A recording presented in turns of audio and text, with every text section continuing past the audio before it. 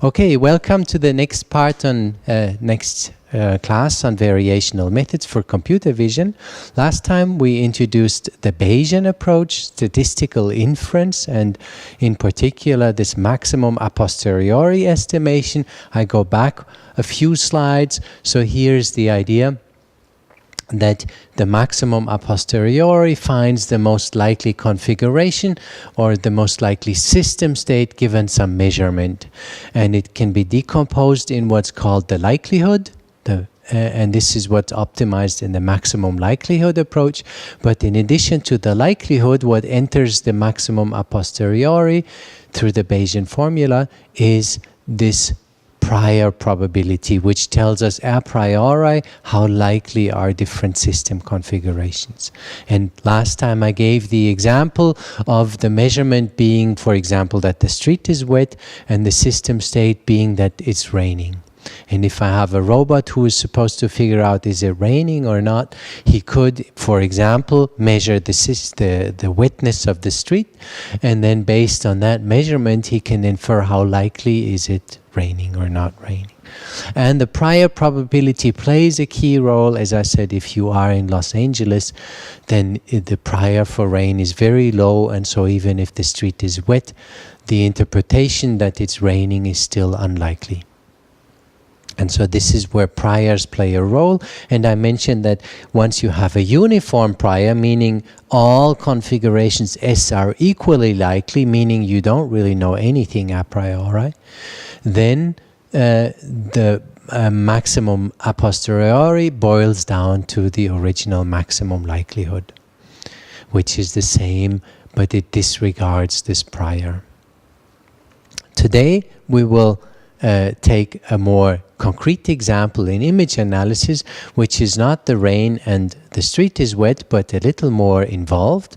It is how to formalize image segmentation as a maximum a posteriori estimation problem.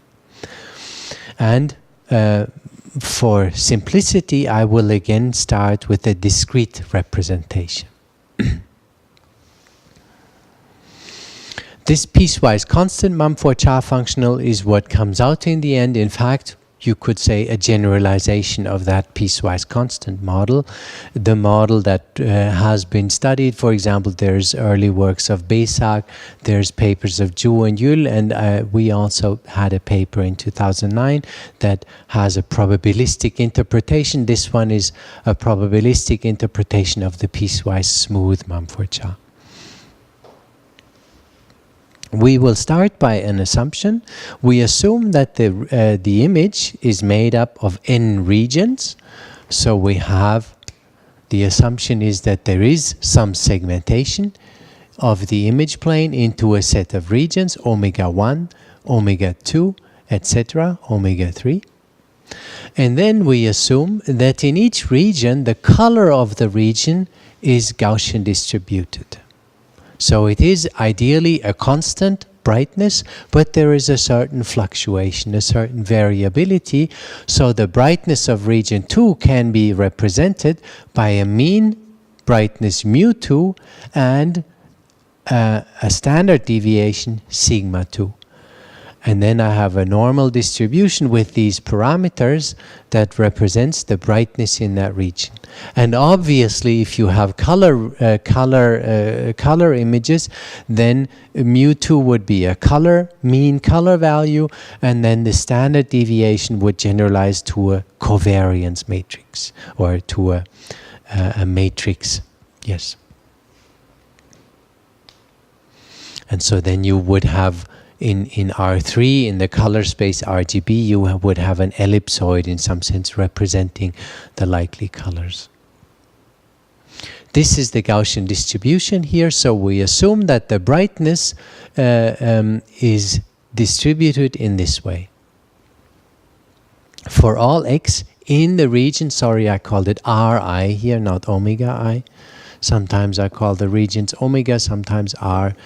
In the literature, the notations vary. It doesn't really matter. So we have these regions, then we have the probability. So basically, that means if I pick a pixel x in region Ri, then the probability for observing a certain brightness is given by this formula. And so what you see here is, in some sense, the assumption is that the brightness is essentially constant, but in addition you allow a little bit of a fluctuation with the standard deviation sigma I around that constant. And now the segmentation of this image can be written, so that would be our solution S that we're looking for. What we observe is the intensity function, the brightness, the image, the observed image, and what we're looking for is a segmentation. And now we say segmentation in the sense that we want the regions and we want the color model of each region. And color model in that respect means we want the mean for each region and the standard deviation for each region. And so this way we have formalized specifically, and this is always helpful if you do data analysis and statistical inference, that you explicitly write down what is the measurement and what is the system state that I want to infer. And the question is, how do you represent it? So we can represent it as a set of regions, a set of brightness values for each region, and a set of standard deviations that allow fluctuations. And then the maximum a posteriori estimation just reads, find the most likely S in that sense, given I. And we can rewrite that with the Bayesian formula, that is P of I given S times P of S, and actually divided by P of I. But as I mentioned last time, P of I is a constant. The image is given, and since we maximize over S with respect to S, it's a constant. And so constants can safely be dropped, in particular because we're looking for the argument that maximizes it. The maximum itself, of course, is affected because it's scaled by that constant, but the argument S, where the maximum is attained, is the same. And then multiplicative constants can be dropped, and this is why I can say these are actually equal. And so this is what I have to solve. I have to model the likelihood and I have to model the prior. And what we'll do now is, for this specific segmentation problem, we will derive an expression for the likelihood and expression for the prior. And surprise, surprise, in the end we find that this maximization actually boils down to a segmentation problem, very much in the spirit of Mumford-Shah. So here's how that works. Here's the likelihood. Let's start with the likelihood, P of I given S. The next assumption we now make is that all the pixels in the image domain, we assume them as a discrete set of pixels. Maybe a comment beforehand why we go into a discrete setting now. In the discrete setting where you have finitely many variables, there is a lot of probability theory. It's quite well understood, and if you study probability theory, typically it's for finite dimensional cases.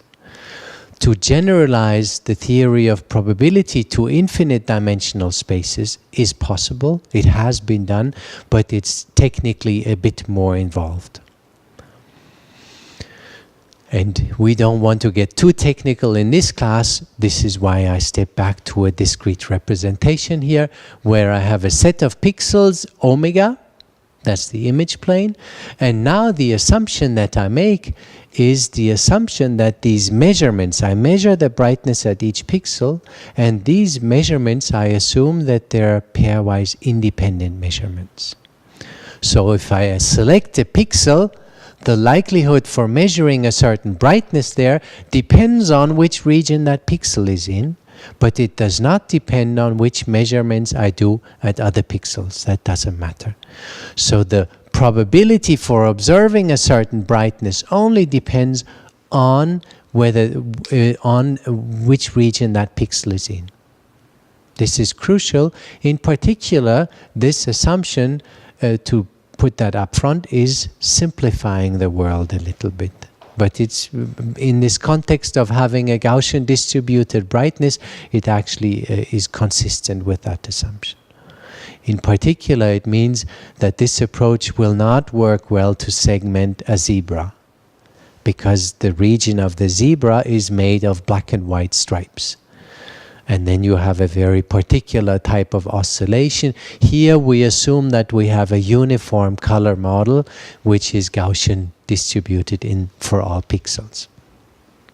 And independency of random variables, two random variables, A and B, are independent. One says they are independent. The definition is that the probability for encountering A and B is just P of A times P of B. It's much like if you have two dice, right? You throw two dice and you want to say what's the probability of having 2 times 6, for example, then it is 1/6 times 1/6. Why? Because one dice is generally independent of the other. Unless you have dice where one dice checks what the other one has, and if you have very correlated dice or something, that's different, but in general you have this independency assumption, and so you can write this as a product. And so very much P of I really means all the intensities. So if you have P of I here, it really means P of I1 through In, where n is the number of pixels given S. That's what we have here. And we can then write that as P of I at X given S and have a product over all X, because the measurements are assumed to be independent. And then we said earlier, we assume that for all pixels in region Ri, so we can basically decompose the product over all pixels into products over the pixels in region R1 times a product over the pixels in region R2, etc. So we have this structure. And then for all pixels in region Ri, we said the assumption is that the observation is Gaussian distributed with the mean mu I and the standard deviation sigma I. And so this is exactly where our model enters the model, that the brightnesses are Gaussian distributed with mean and standard deviation. That tells us the likelihood. Now let's look at the prior. The prior basically says how likely are a priori, in this sense, in this context, different segmentations, different decompositions. And there is a whole multitude of possibilities that you can bring in as priors. For example, you could learn how likely are different brightnesses. Some brightnesses are more likely, other brightnesses are less likely. You could bring in a prior how likely are different standard deviations. What is the typical noise that I have? You can try to learn that beforehand. Here, for simplicity, we will not make any prior on mu and sigma. So in other words, we assume uniform prior. Any mu is fine, any sigma is fine. The only thing we assume is a prior on these regions R1 through Rn. And we will say that these regions, a partitioning R1 through Rn, is more likely if the separating boundary has shorter length.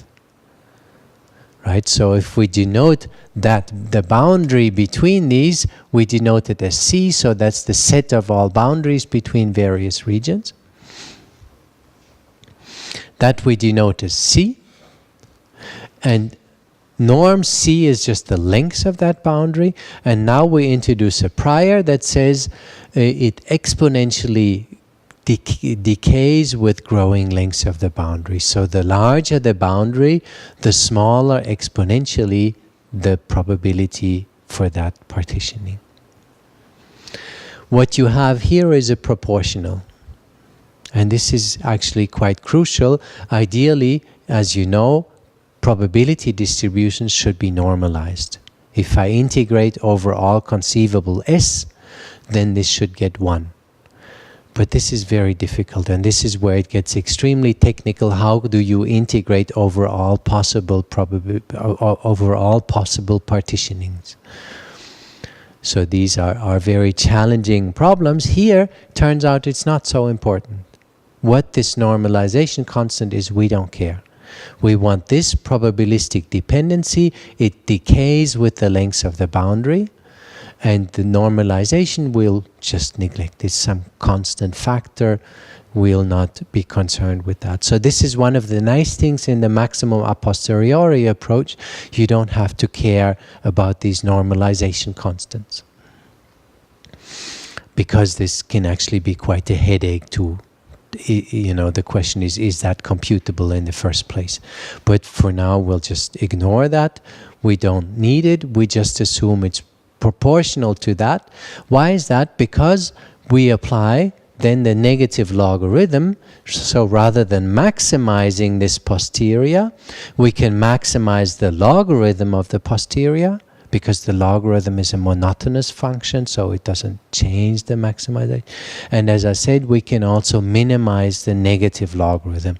Once we apply the negative sign, things flip, and then maximization is equivalent to minimization of the negative expression. And this is just by convention, as I said, that typically this negative logarithm of the probability is called an energy.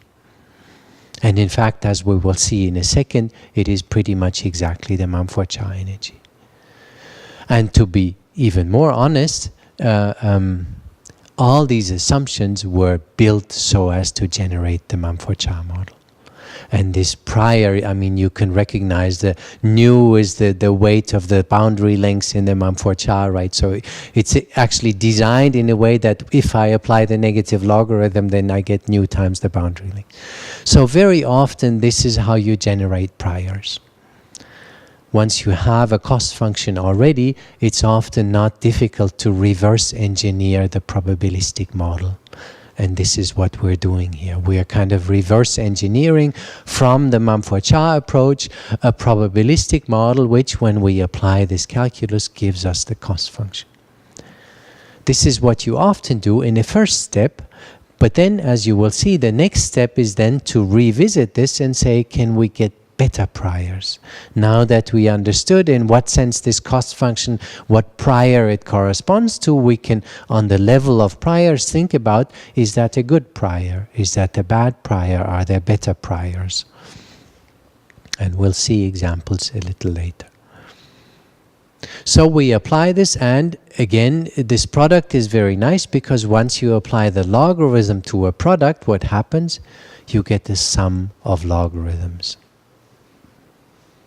So here we will exploit the fact that log A times B is nothing but log A plus log B, right? That aspect of the logarithm. So the logarithm has many nice properties, and this is one of them, which means we get a sum over the regions and a sum over the pixels in each region. Let's look at that. Here's the logarithm. So this is the posterior.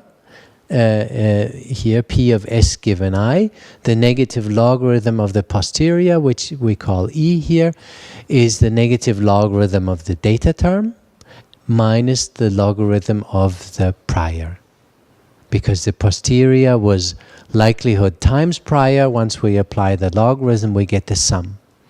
And so, in fact, the reason why typically in variational approaches you have that sum of data term plus regularity term, where does that sum come from? It comes from the posterior being a product of likelihood times prior. And when you apply the logarithm to that product, you get the sum. And so, in fact, the data term in variational methods is typically just the negative logarithm of the likelihood, and the regularizer is the negative logarithm of the prior. Once we do that here, as I said, you have a product. So if you apply the negative logarithm, you get the sum over the regions 1 through n. You sum over the pixels in each region, Ri, and then the negative logarithm of this probability. And here again, why did we assume a Gaussian distribution? Because once you apply the logarithm, you just get the quadratic exponent down. And so we get I minus mu I squared over 2 sigma squared.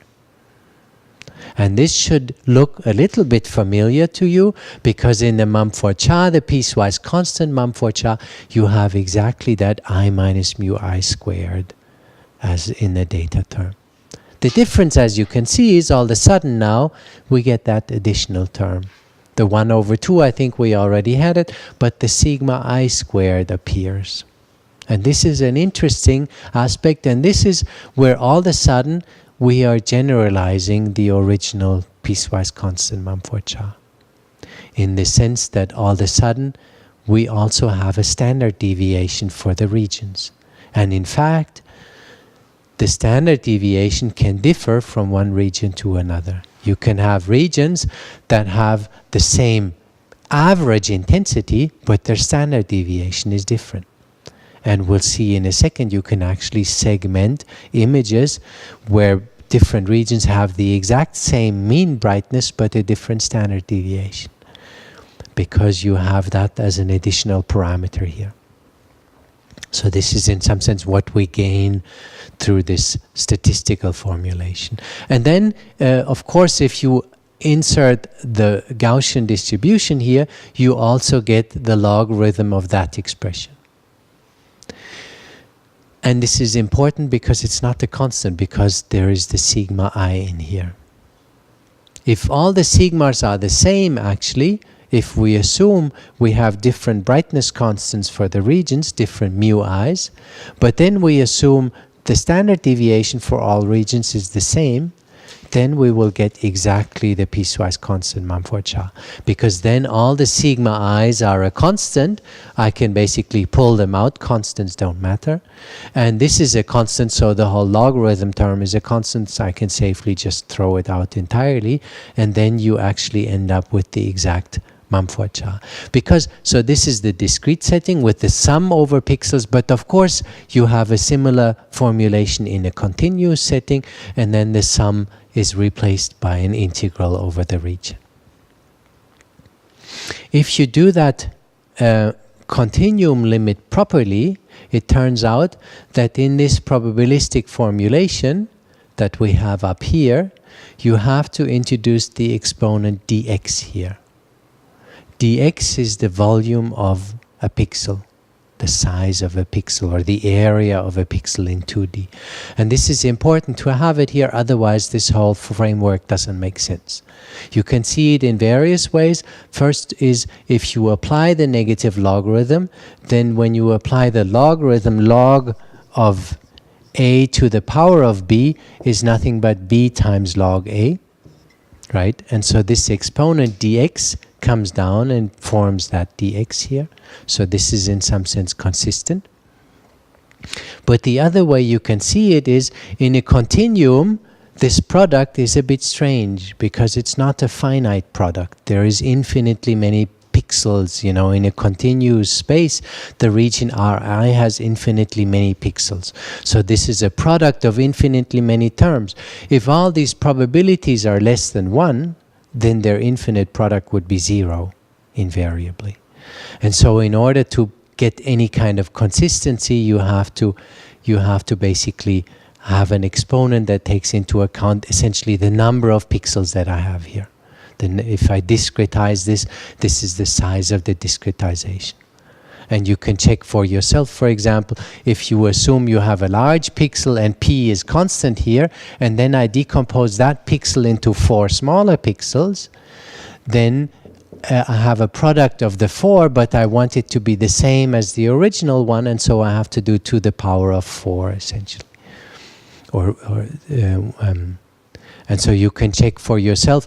The idea is that if you keep refining your grid, that this whole expression is consistent, that it doesn't diverge to 0. And so this is why you need that. So the idea is if you, instead of having 1 large pixel, have 4 smaller pixels, then you have a product of 4 terms, but if you take the 4th root, it's the same again. And so this is, in some sense, why this exponent makes complete sense and is consistent.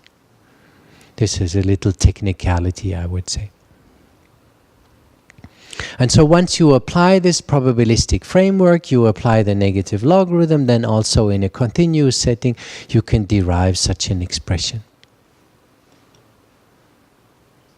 And here then the sum over the pixels is an integral over Ri, and of course if I integrate this term over Ri, I just get the size of Ri times that term. And so what we have is almost exactly the piecewise constant Mumford-Shah. The difference is only that I have these sigma i's in here and in there. And as I said, if you take sigma I constant, meaning the same standard deviation for all regions, then it's exactly the piecewise constant Mumford-Shah model. But if you don't, you have a generalization of that model.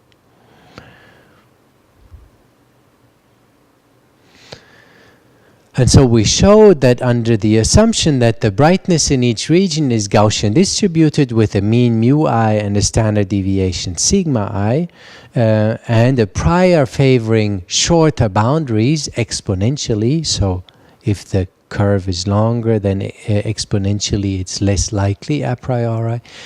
The minimization, the maximum a posteriori estimate is boils down to a, I said, Mumford-Shah-like functional. This one here.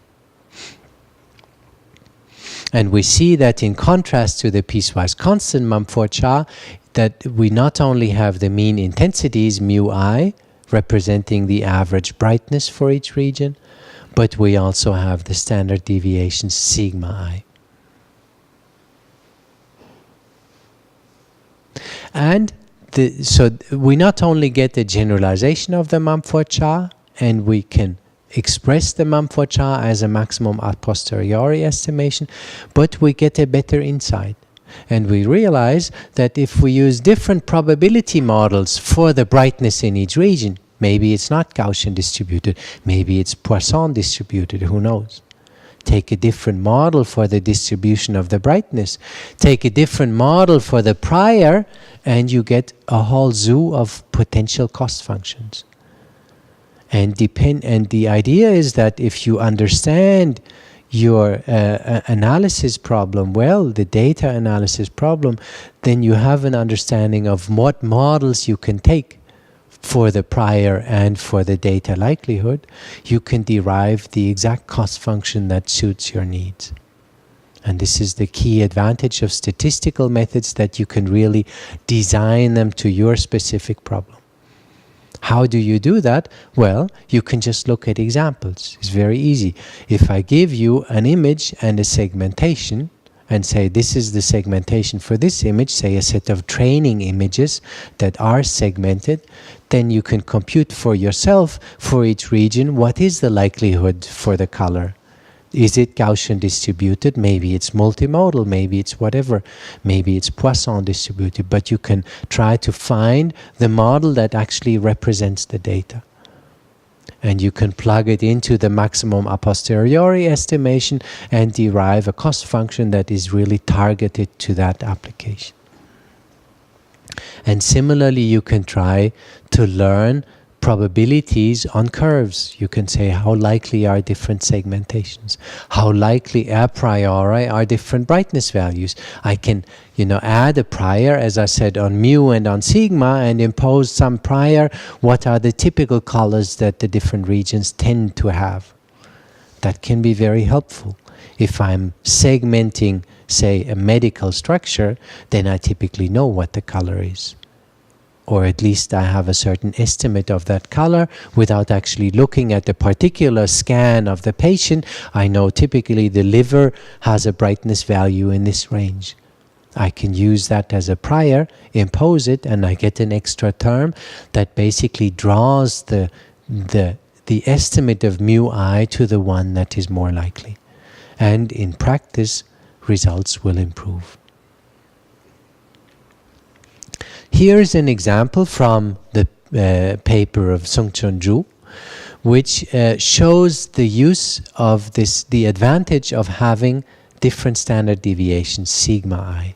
As I said, in the original Mumford-Shah, you had essentially the statistical, the underlying, not explicit in the Mumford-Shah paper, but the obviously underlying assumption is that brightness was Gaussian distributed with the same standard deviation for all regions. If you take a nasty image like this one, it's actually an interesting image. You can all see the boundary between the two regions.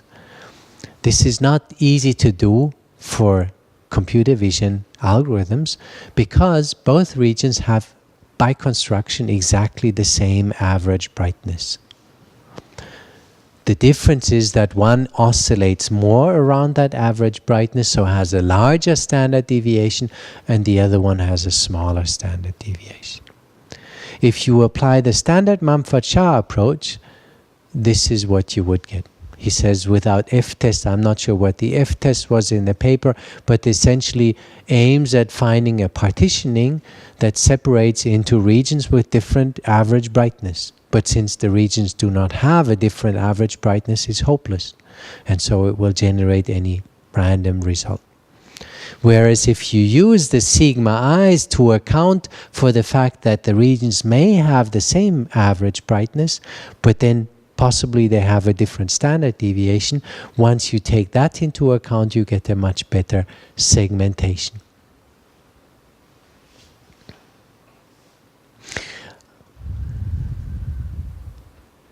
One thing I should be honest, I studied this paper of Songchun Ju. I am not sure how actually he represents boundaries. Is it a set of points? Is it a parametric curve? Is it a spline? Is it a polygonal curve? I couldn't figure that out from the paper. And if you look at the curve, it's a bit wiggly and discrete. I'm not sure if the choice of boundary representation was a good one. The paper doesn't, I don't think it goes into detail on how this is actually represented and computed. Well,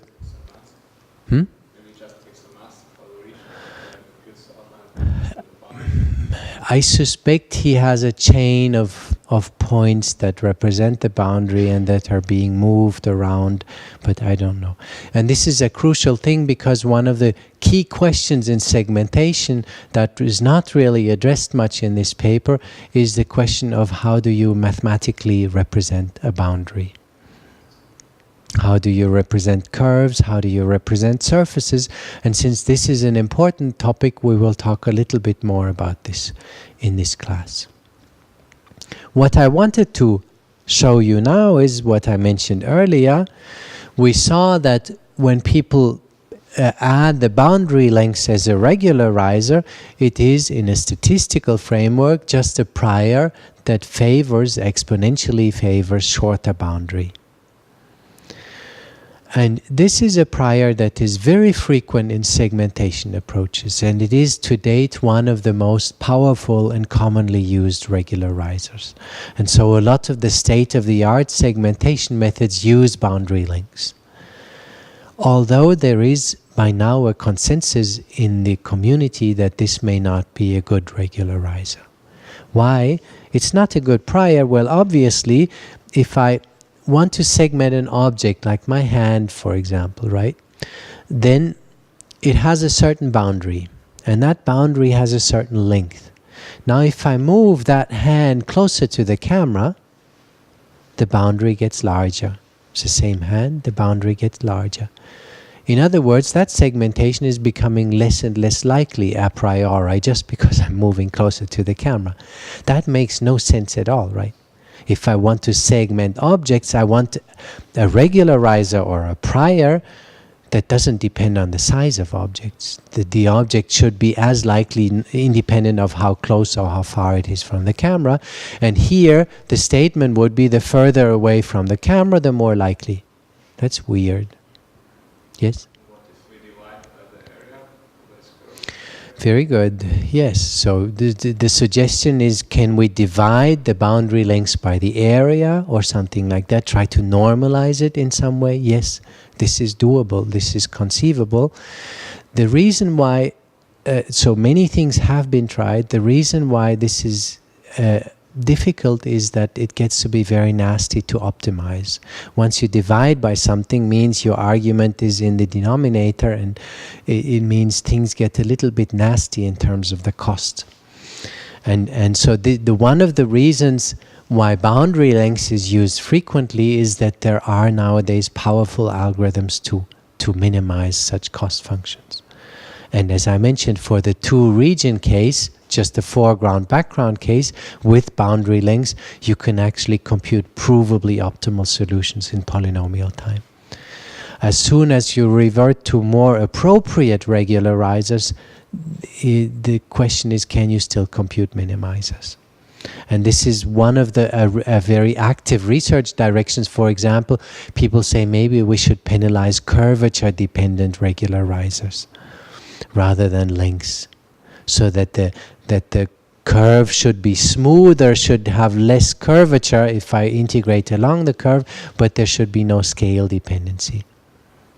And so you can, rather than say minimizing the boundary lengths, which is just the integral along the curve, you can try to revert to things like integral of the curvature kappa of the curve integrated along the curve, or some function to the power of p, and then you can consider p equals 1, p equals 2, etc., and see what does that do.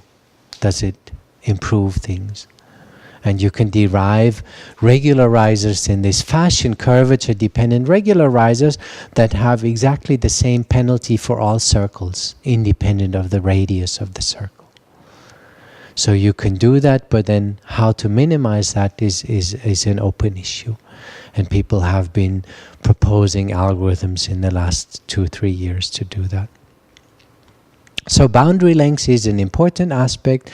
And this is the issue of having algorithms to actually solve the optimization problem. This is the reason, or one of the reasons, why boundary length is still used very much. Could you use an average boundary length, like that you try to find the boundary length of a hand, like in your working area, so that you know pretty much Yes. how big it's going to be? Yeah. So this idea of average, yes. So this is the other thing. You could say, I know what the typical boundary length is, and then I say that typical boundary length, we call it gamma, right? And then I could, this is your suggestion, I could have a regularizer that says, weighted with some parameter lambda, the boundary length should be gamma. If it differs, then you pay. That would be a better regularizer. But this is very nasty to optimize, and you get to very numerical instabilities when you do that, because this boundary length regularizer has a curve shortening effect, whereas those boundary length regularizers, if the length is shorter than gamma, it has a length increasing effect, right? Because it says I need to add more length, and that is numerically a nasty thing to do. It basically creates very weird pathological curves, right? If you have a curve like such, and then you say, well, this is less than gamma, what should the algorithm do? It should create more lengths. One way of creating more lengths is by creating really weird pathological wiggles and things like that. And so numerically, this is people have tried all sorts of things. So you're on a good track. This is in principle a good idea, but again, how to minimize, how to find solutions is challenging. Another thing you can do, and this is one thing I suggested started around 2000, is you can say, well, what if I know something about the objects that I'm segmenting? What if I know that, as in the example before, that what I want to segment is a hand? Can I not learn a model for hands and impose that as a prior? What that amounts to, in general, is that you have to estimate prior probability distributions on the space of shapes. So you have to first devise a representation for shape, choose some representation, and then in that representation, each point, say all of these points in that abstract space, are a particular shape. So each of these points is one such silhouette, and then you can learn distributions on that space. For example, what a lot of people have done is assuming that the shapes are Gaussian distributed in that shape space. Typically that is again not a good assumption. It gives you a fairly nice, well-behaved cost function, but there is no reason why shapes should be Gaussian distributed. In fact, this is one of the things I studied extensively and demonstrated on many examples, that if you take a collection of shapes, they are not Gaussian distributed. Very far from it typically. Here's an example, a very simple one. I took a lot of hands with a thumb, so left hands, and hands with a thumb to the other side. And these are all the silhouettes somehow superimposed. The way I represented silhouettes here is as a spline curve, so you see the curve, the red curve is represented by these blue control points. And you can imagine if you wiggle on one point, then the curve in that area is affected. Why do I choose the spline representation? Well, it's a fairly compact representation for shape. For example, this is 100 control points representing this boundary. And each control point has an x and a y coordinate, so I have a vector, essentially a vector of 200 coordinates to represent the boundary. And then each of these points here corresponds to a vector in 200 dimensions. The reason that we can still see them is that I basically projected all these points down on 2 dimensions. So this is just a projection to visualize what's going on. Which 2 dimensions? If you have 200 dimensions, there are many possible projections on 2 dimensions you can do. In practice, the best one is using the principal components. So you have some distribution, say if it's in 3D, for example, you choose the major axes of this distribution, say this one and that one, and then you project onto these 2, the space spanned by these 2 axes. That preserves most of the variability by construction.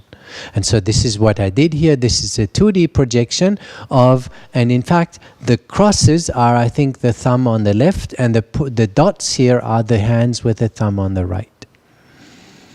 And indeed, if you take that shape in the middle, I tried it, you get a hand that is symmetric, that has 2 thumbs, essentially. It looks really weird. Every human would say this is not a hand. And yet, according to a Gaussian model, it would be the most likely shape, right? So if I learn shapes with the thumb left, thumb right, and I have an equal number of left and right hands, and then I say, what's the most likely shape? Well, it has thumbs in both directions. Very good. So the next best thing would be to use a mixture of Gaussians. And what I proposed here is a novel way to generalize to, it's more general than a mixture of Gaussians. It allows to basically represent arbitrary distributions. The mixture of Gaussian also does that. So it's related, but what you see here is that there are 2 clusters, the left hands, the right hands, but each cluster is not necessarily Gaussian distributed either. So here, the level lines in each cluster are not elliptical. In a mixture model, you would have elliptical level lines. This is a little bit of a more general density estimation technique that I proposed, which adapts to the distribution better. But you're quite right, the mixture model is what's commonly used. But so there are actually tons of ways to estimate distributions. Maybe to show you another very common one that works quite for general distributions, the idea is that you have a set of samples, sample curves, let's say C1 through Cn, and what you want to infer is some, and the idea is that there is some underlying probability from which these samples were generated. And this is the idea in statistical learning, that these samples are samples, the observations are samples from some probability distribution. And the goal is now to infer the probability distribution from the samples. And one estimator is called a kernel density estimator. Maybe I should mention that because it's an extremely useful tool. Anyone has heard of that? By chance? Yes, very good. The kernel density estimator simply says the probability for these n samples for C is given by 1 over n, sum over I equals 1 through n, and then a kernel that is like a Gaussian, for example, that is centered around each CI.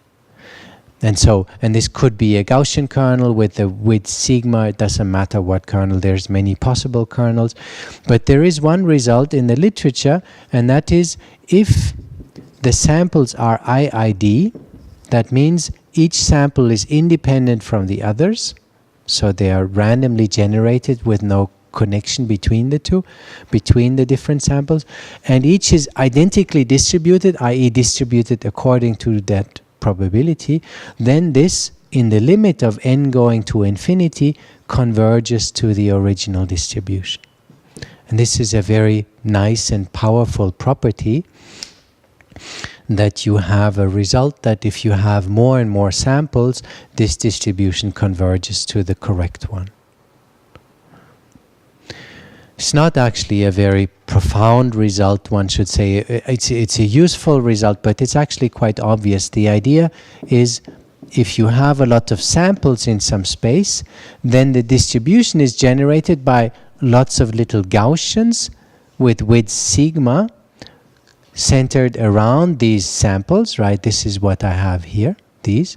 And then the sum of these basically generates a distribution of this type.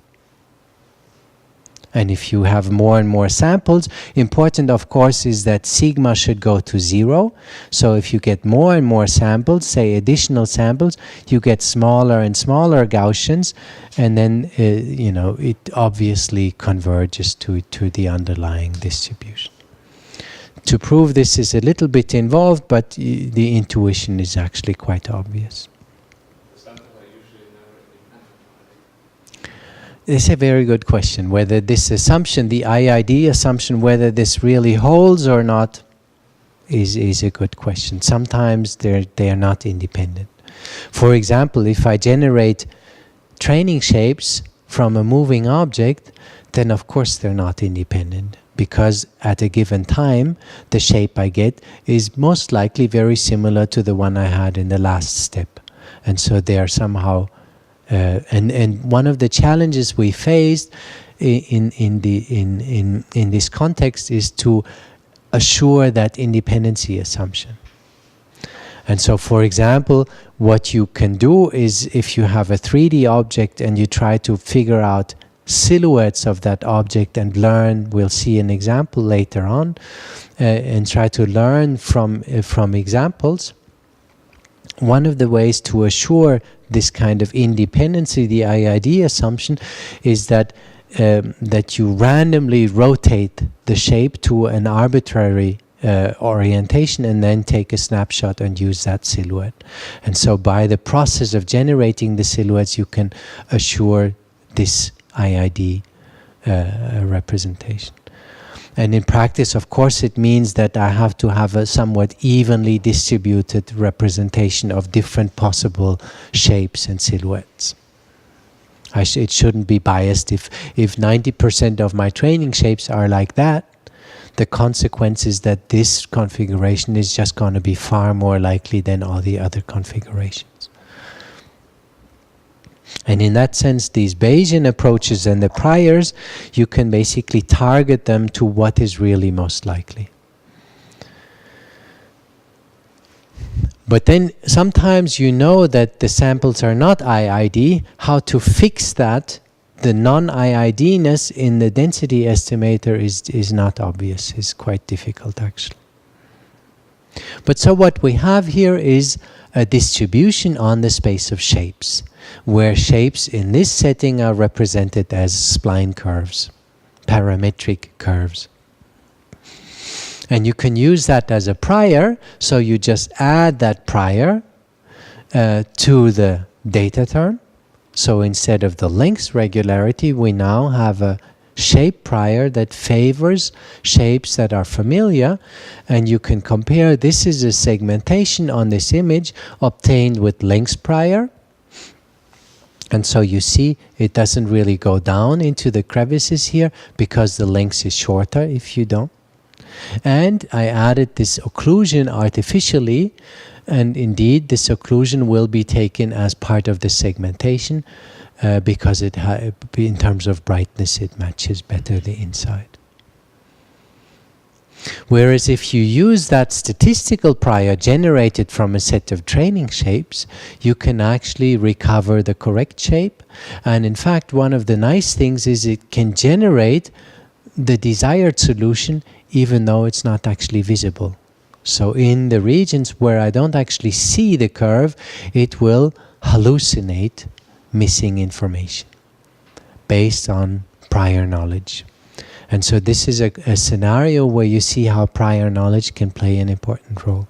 Is it possible to store this spline representation in a way that it is invariant from size? Yes. Your hand moves Yes. away. Very good point. Indeed, this approach, the way we have it here, is not scale invariant. And in fact, it's not even rotation invariant. And even worse, it's not even translation invariant, right? That's pretty weird because it means it favors a particular hand or a set of hands, but located in a specific place, in a specific rotation, and in a specific scale. And so indeed, one of the things I did not mention is you have to make this invariant. And it turns out this is one of the contributions in this paper. You can actually do that in closed form. There is analytical solutions for parametrically represented curves. You can normalize them in scale and normalize them in translation and rotation. The translational normalization means for any given curve, I just center it. Right, I can compute its center of gravity, so to speak, and put that into the origin, and then whatever remains, I apply the density estimator to that, and that way I'm scale invariant because any given shape is first centered, and then I compute its likelihood, the centered. So in practice, what I do is the prior that I have is a prior. This statistical prior, but not on the original shape, but on the normalized shape. So C head is a normalized version of C. And in fact, with parametric curves, you can compute normalization with respect to translation, rotation, and scale. Analytically, and once you plug that in here, the prior is by construction invariant to these transformations. What I show here is, as you can see, this distribution of training shapes, and the white curve, this is interesting, is the gradient descent evolution of my original curve. So this is actually quite fascinating that you can not only evolve curves by gradient descent, but you can even visualize the trajectory that the curve undergoes in that shape space. And you can visualize this effect. The prior has a tendency of making the shape more similar to the observed training shapes, And that effect, you can see it here, how you can actually, you can intuitively understand that the training shapes create valleys in that energy landscape that are preferred by the algorithm.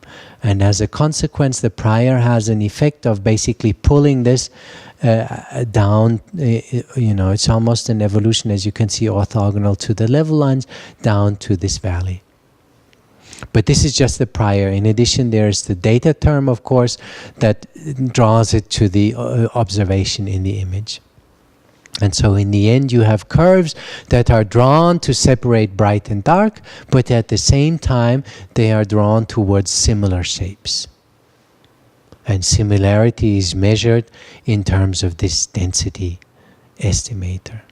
Yes? Did you test it or also training with lists so that you don't always have an open hand? I did not do that, no. So this is indeed a training set that has open hands only.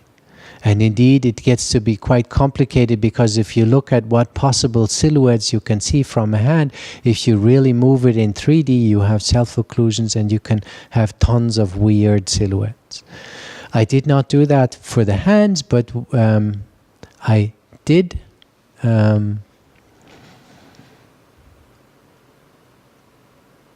I hope this runs. Just a second.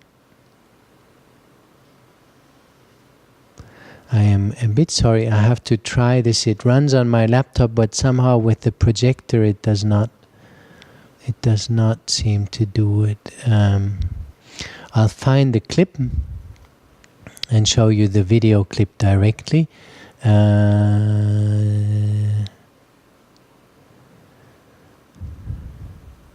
Here is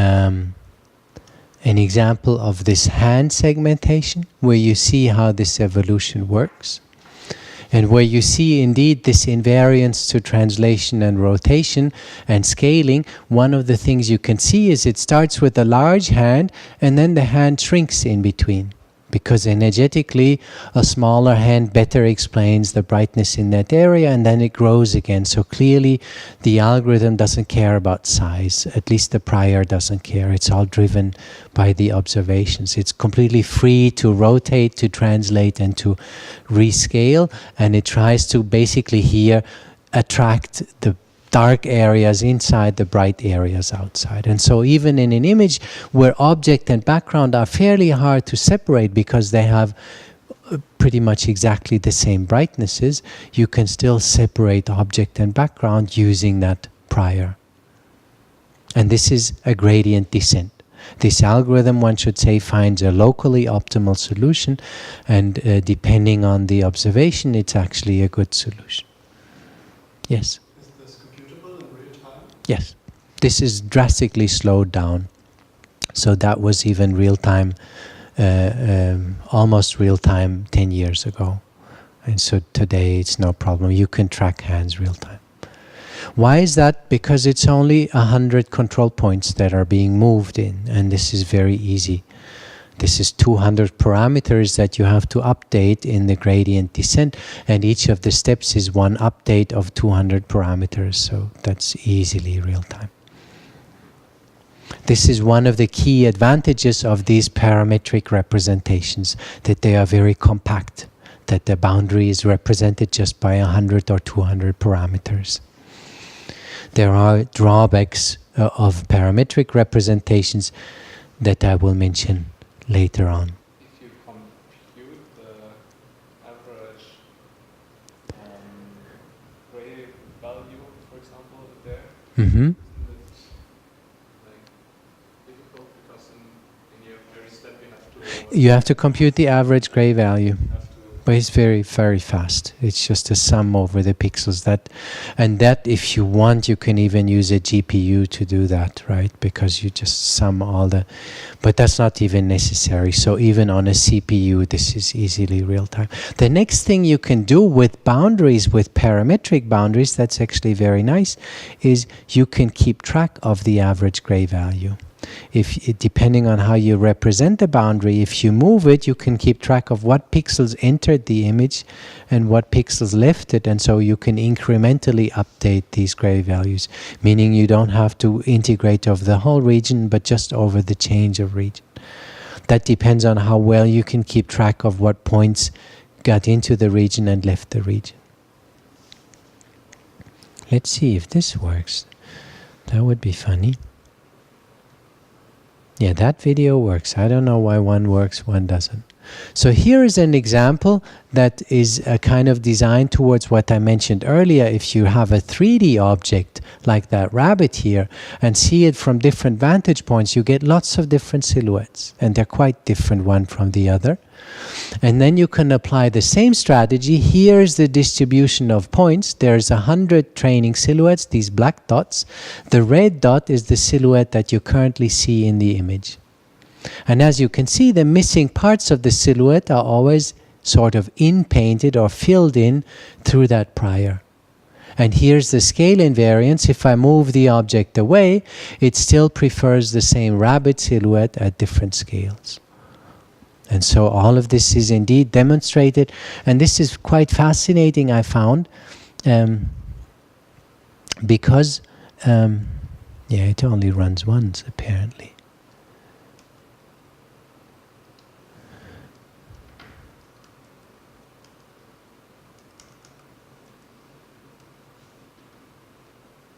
can run twice. It's fascinating because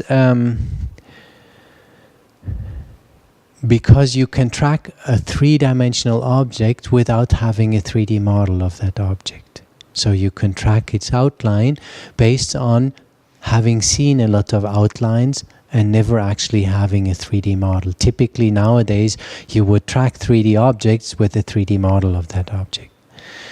But an interesting question is, do we need 3D models to track 3D objects? The question is important because one of the things that we don't know too much about is how humans do it. How humans track 3D objects. Do they have a full 3D model of all the objects in the world with all their articulations, or are there more view-based approaches? And some people argue that maybe humans do not use 3D models. I think they do, but maybe not entirely. And I suspect what humans do is some hybrid that uses some kind of 3D representations but also view-based representations. The reason why people argue that maybe it's not all 3D model based is that the computation to actually figure out what would that 3D model with this color and this illumination look like from that viewpoint is a very involved computation. And if I look out the street and I see a car passing by, I say instantly there's a car. I'm not sure, did I generate a full 3D model and a projection of that 3D model onto two? People argue that cannot be done in this short a time.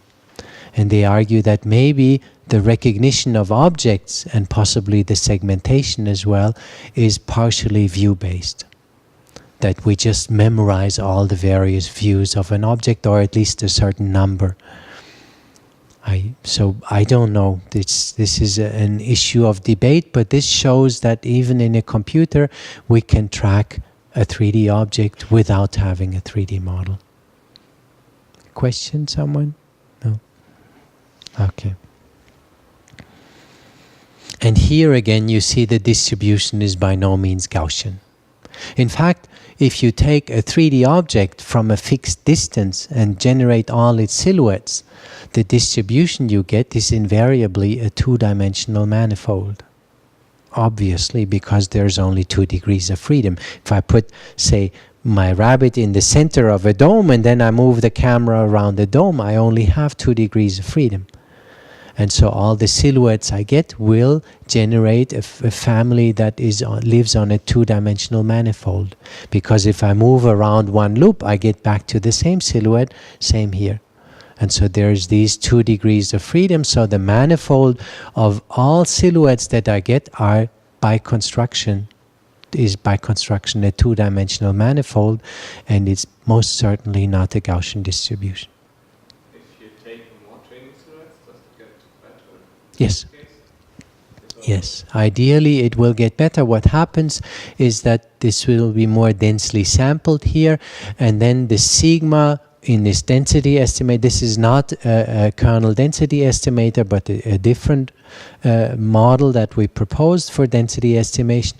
But it's similar that there is a kernel width in something like that, and so it will basically get more and more close to the training shape. It will get better, but actually there is sometimes a trade-off, and that is that if the model is more constrained, it tends to also generate more local minima. And then the gradient descent will often get stuck to one familiar silhouette and not move on to the next. So, and this is what I found when choosing that kernel width, that's actually crucial if you do local minimization. You want a distribution that has basically energetic valleys here that favor familiar shapes, but going through the valleys it should not be lots of local minima, otherwise it would generate too much cost to go from one silhouette to the next. So in some sense the idea of these density estimation techniques is that they allow to, in some sense, fill in the space between observations. I have 2 training shapes and I want the intermediate space to also be energetically accessible in some sense. But That said, actually density estimation is a well-studied problem, and the kernel density estimators can be used, and they're quite general. They have this property to actually converge to the true distribution. And I said sigma has to go to 0, so these circles have to shrink. There is even strategies to compute optimal sigma, or at least useful sigmas. One strategy is, for example, called a leave one out strategy. Just to give you one example, leave one out means I take the set of samples, I take randomly one out, compute the distribution on the others with a certain sigma, and then check what is the probability for the one that I left out. Is it small? Is it large? Because it should be likely, it is a training shape. Then sigma is a good choice. If not, then sigma was not a good choice. And in this way, by doing a lot of leave one out runs, you can find a sigma that is suitable, which is such that I can infer that one of the shapes is likely just from having the others. And you do a lot of such runs to get some randomness in independence of the choice of the one I left out. Okay, so this is all I wanted to say about the Bayesian inference and about using priors and how to formalize segmentation as a problem of maximum a posteriori inference. And in the end, I showed the advantages. You can actually devise priors, very sophisticated priors for certain types of objects. So you can actually basically all you know about the problem you're trying to solve, you can bring that in the statistical framework.